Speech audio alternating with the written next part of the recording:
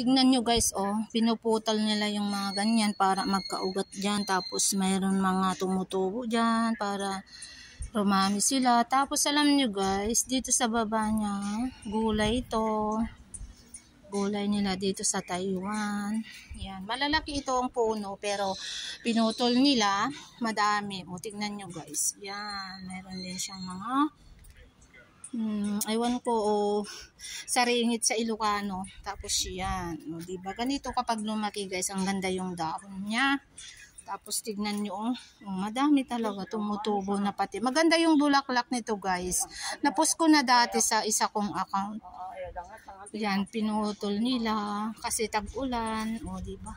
Tapos ito yung mga sinasabi nilang mga aba-aba o iba't ibang kulay.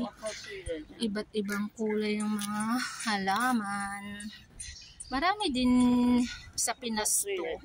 Halos ito yung mga sinasabi nilang aba-aba, diba? O, ang cute. Ang cute. Pagmasdan nyo guys, oh, meron siyang pagka-white, tapos meron siyang butli-butlig na kulay. Ewan ko kung red yan or purple. Basta. O, diba? Mga iba't ibang klase ng halaman, iba't ibang kulay. Tapos yan, linagyan nila dyan sa ibaba ng gulay. O, diba?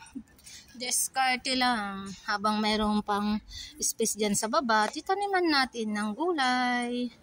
Yun lang po. Thank you for watching. Bye-bye!